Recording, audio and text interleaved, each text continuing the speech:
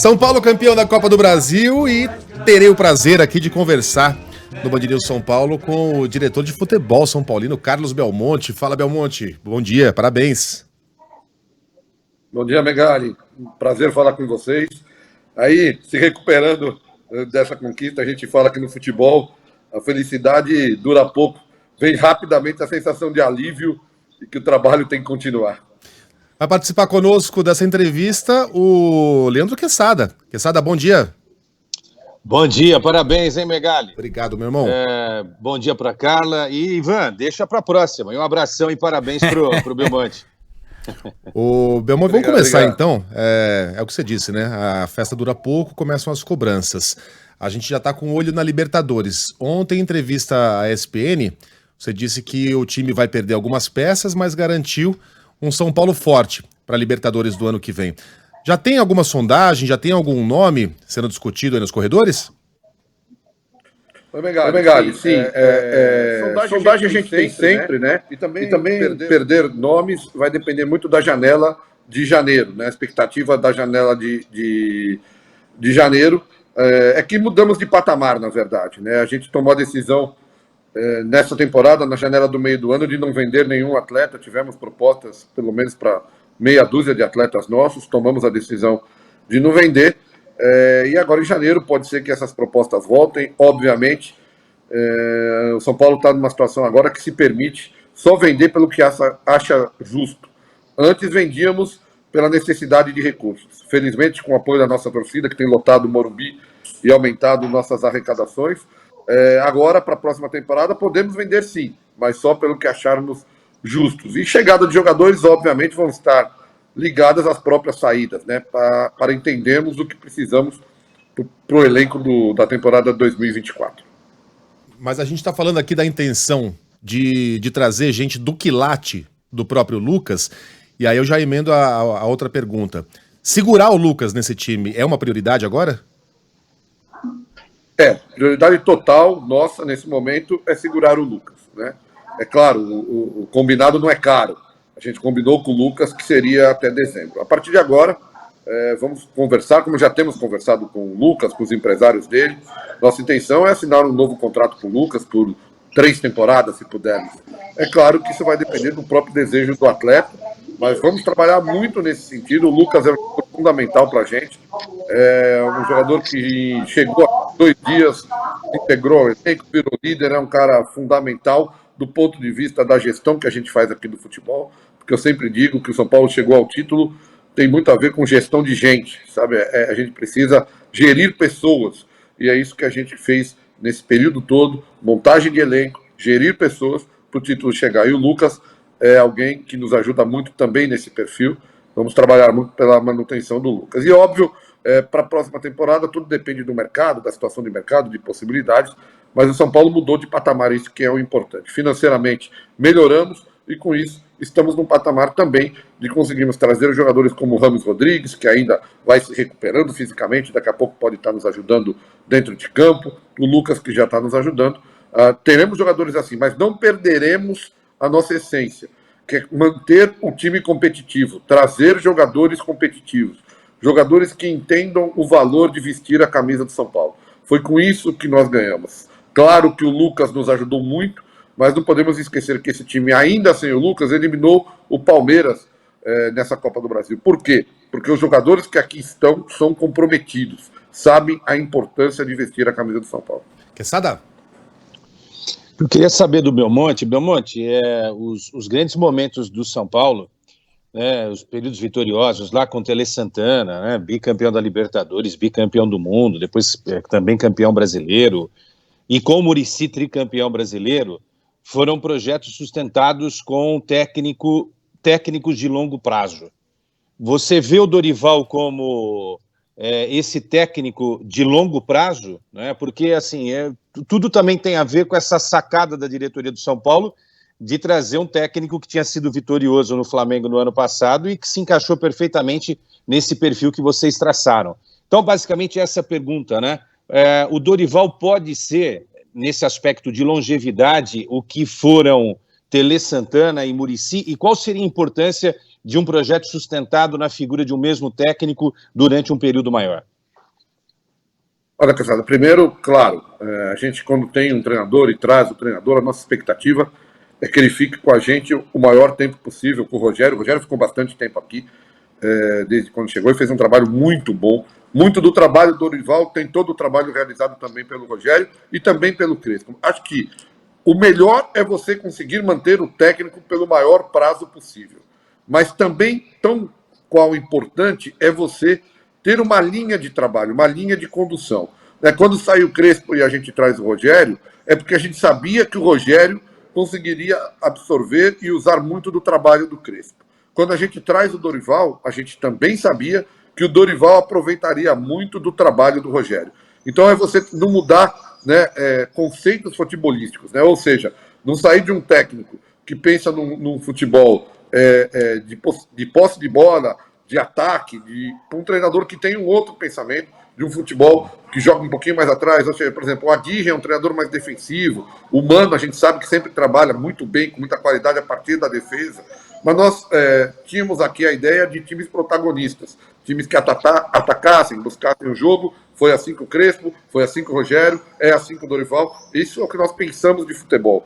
Então, o ideal é manter o técnico o máximo possível e tentaremos isso com o Dorival. Mas muito importante também é manter essa linha de raciocínio. Times competitivos e que ataquem. É assim que a gente pensa no futebol de São Paulo.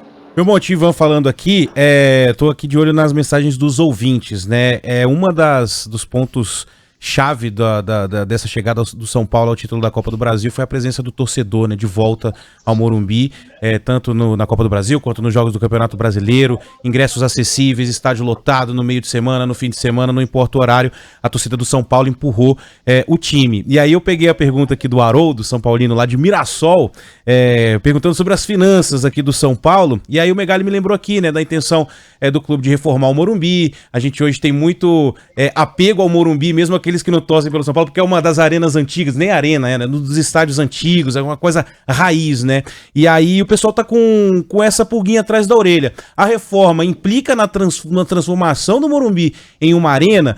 O Morumbi reformado implica em ingressos mais caros?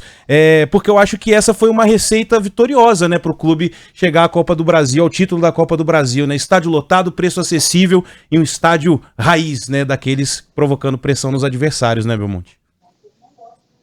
Ivan, na verdade, assim, né, aqui, quando a gente formalizou a campanha do Júlio, todos nós juntos, né, e eu tenho muito orgulho disso, a ideia do setor amarelo, para quem conhece o estádio, ser popular, fui eu que passei ao Júlio. Eu falei, Júlio, nós temos um estádio grande e nós não podemos esquecer o nosso torcedor mais humilde. Vamos fazer um setor que custe 50% a menos do que o ingresso mais barato do Morumbi, para a gente não perder essa essência. O São Paulo hoje é um time que tem muitos torcedores, principalmente na zona sul da cidade, pro fundo da zona sul, torcedores que amam, são apaixonados por São Paulo, estão próximos do Morumbi e gostariam de assistir ao São Paulo. E isso, felizmente, deu resultado. Não, o Morumbi nunca vai ser uma arena, né? E a gente tem orgulho disso. O Morumbi é um estádio de futebol e continuará sempre sendo um estádio de futebol. Se um dia conseguimos a reforma, obviamente ela é importante, ela pode trazer o torcedor mais perto do gramado, né? Mas é muito semelhante, acredito eu, e não existe nada nesse momento ainda, algo como o River fez, né? Ou seja, o Monumental de Nunes não virou uma arena, ele virou um estádio que trouxe o torcedor mais próximo do gramado. É o que a gente pensa. Nosso pensamento, se um dia for possível fazer uma reforma do Morumbi, é trazer o torcedor mais próximo do campo, é aumentar a pressão sobre o adversário com o torcedor mais próximo, dentro do nosso estádio, não dentro de nossa arena. Nada contra as arenas, que são modernas, são bonitas, também são importantes, mas a gente acredita que o Morumbi é um estádio, é um ícone do futebol brasileiro, e não pode deixar de ser estádio. Ah, Queçada, aí é a minha visão pessoal. Tudo contra as arenas modernas do futebol brasileiro. Mas disse o Belmonte aí, Queçada, que o Morumbi não se tornará uma arena. Mas é isso, né? Eu acho que a torcida teve esse papel importante mesmo, né? Na arrancada tricolor. E outra, mudar também não é tão simples assim, né? Para a Copa do Mundo a gente se lembra como era, né? Ia ser um dinheiro absurdo para o São Paulo fazer as alterações, e na época o Juvenal Juventus, presidente do São Paulo, não aceitou. Posso fazer mais uma rápida, Megali, me permite? Porque a grande discussão é o seguinte, nos últimos 4 ou 5 anos, o Palmeiras e o Flamengo, Belmonte, ganharam tudo no futebol brasileiro, e a gente estava ali na expectativa de saber quem era o time que ia conseguir entrar ali para brigar com os dois. Corinthians perdeu força, né? O Corinthians não ganha nada há mais de 4 anos, o último título foi em cima do São Paulo, inclusive.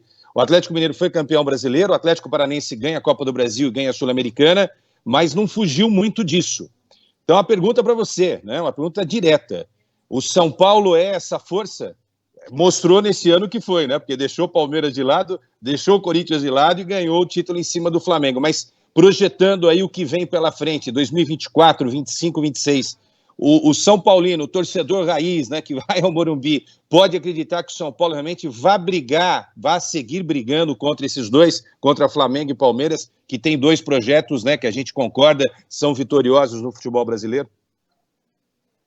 Sem dúvida, a questão o projeto do Palmeiras, o projeto do Flamengo são projetos excelentes que levaram o time aonde estão. Mas eu tenho uma visão um pouco diferente do futebol brasileiro e espero estar certo, espero que continue assim. O futebol brasileiro não é o futebol da Espanha, não é o futebol da Itália, não é o futebol da França. O futebol brasileiro é o futebol brasileiro.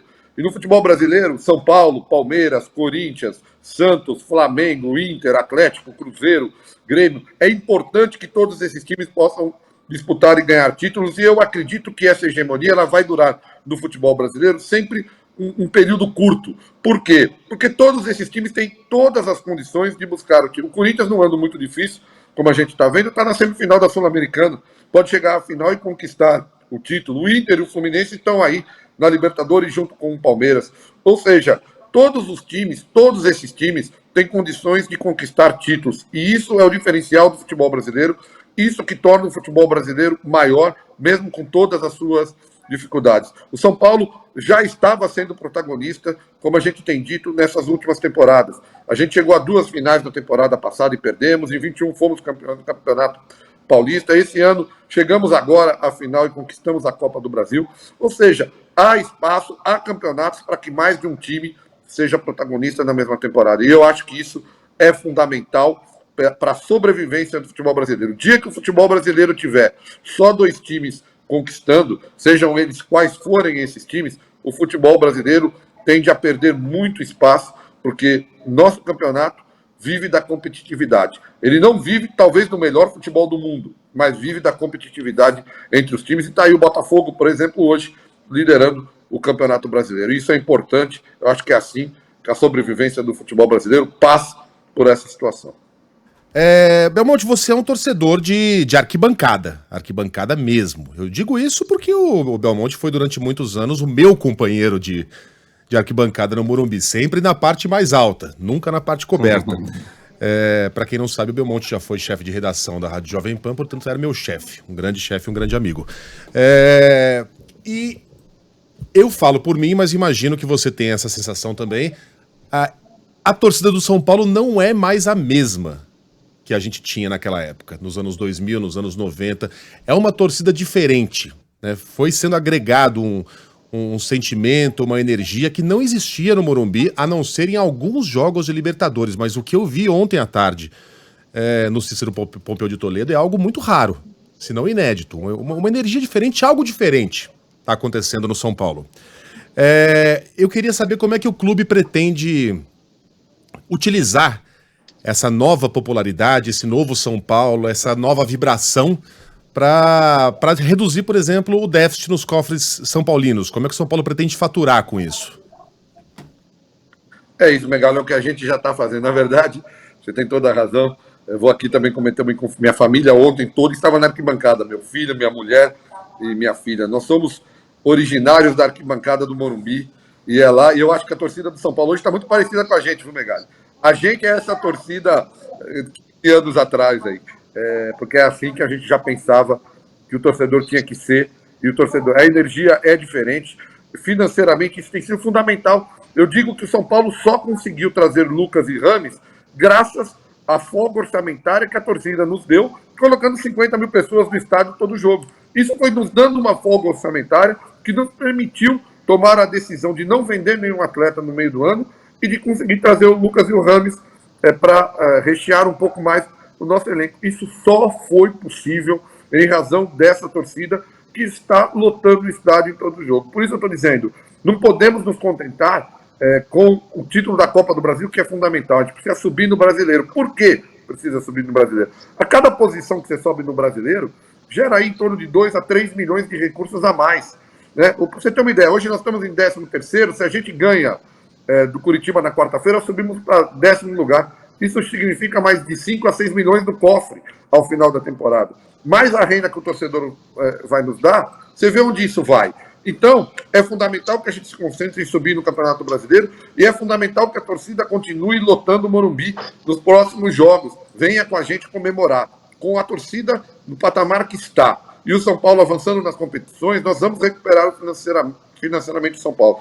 É claro que é difícil, é longo prazo, não é de uma hora para outra, mas a roda só gira se ela girar. E é isso que nós pensamos, ou seja, ganhando a Copa do Brasil, nós temos mais recursos, a torcida nos dá renda maiores e nós vamos lotando o estádio, vamos trazendo jogadores melhores, vamos entrando na disputa e vamos devagarzinho diminuindo a nossa dívida. Né? Quem tem empresa, trabalha com empresa, sabe assim, se sua dívida for 1 ano do seu faturamento, você está bem. 1 ano do seu faturamento de dívida não é dívida, é investimento, é porque você investiu na empresa e está trabalhando 1 ano, está tudo dentro do possível, é isso que a gente está querendo chegar. 1 ano de faturamento por 1 ano de dívida. Aí, devagarzinho, nós vamos consolidando e trabalhando. Aliás, nossa diretoria financeira tem feito um trabalho muito bom nesse sentido. Então, vamos fazer a roda girar. Já fizemos ontem, a ideia é continuar, e eu sempre digo, vamos por mais. São Paulo tem que estar todo ano, não vamos ganhar todas as competições, mas temos que estar em todas elas disputando com possibilidade de título. Chegou uma mensagem aqui, ó. Manda um abraço pro Belmonte. Assinado Eduardo Barão. Tá na escuta. Que era outro frequentador daquelas arquibancadas conosco. Um grande abraço pro Barão. Megali e Barão, vocês sabem disso e aqui. Eu vou dizer muito rapidamente o que eu imagino de futebol e o que eu implanto aqui no CT. Minha função aqui é gerir gente. É nisso que eu sou bom. É isso que eu fiz bem onde passei. Vocês trabalharam comigo e sabem que é aí que está a minha qualidade. Eu sei gerir gente, lidar com cada situação das pessoas diferentes umas das outras, mas tratando todas de forma igual. Desde o menino que chegou da base ontem até o Rames Rodrigues, que é uma estrela mundial. É tratar todos de forma igual, tratar todos bem, trazer todos para junto da gente. É nisso que eu fui acho que muito bem por onde passei profissionalmente. Vocês trabalharam comigo, o Barão, o Megali, pessoas maravilhosas. Ontem encontrei o Danielzinho Lian também, com quem trabalhamos. Ou seja, quem me conhece sabe que é disso que eu sou bom. O resto talvez eu seja mais ou menos, mas nisso eu sou bom. Bom, a gente está sem tempo aqui. Quero agradecer o Carlos Belmonte. É difícil até para mim chamá-lo de Belmonte, né? Sempre eu chamei de Bel, como ele era conhecido na redação. Mas eu quero muito fazer a pergunta aqui do Val Carvalho, porque ela é muito rapidinha. Dessa grana que entrou, os 88 milhões, essa grana entra limpinha ou tem imposto, Belmonte? Não, tem imposto. E outra coisa, né? Na verdade, 30 já entraram, porque 30 é quando você passa da semi para a final. E esses 30 já foram muito bem usados com premiação dos atletas e finalmente encerramos a questão imagem. Ou seja, os atletas todos estão com as imagens dos seus salários todos em dia. Foi com os 30 do Corinthians. Agora com esses 40 mais os 20 da arrecadação, tiram o imposto, aí nós vamos pagar a premiação com os atletas e ganhar um fôlego para chegar até o fim do ano sem atrasar imagem, sem atrasar mais nada. Isso para nós pode parecer poucos para os outros, mas para nós é fundamental. Estamos aqui há 2 anos e 8 meses perseguindo isso, que finalmente a gente conseguiu. Os 30 do Corinthians. Com que sutileza, né? Belmonte, obrigado, meu irmão. Abraço, até a próxima.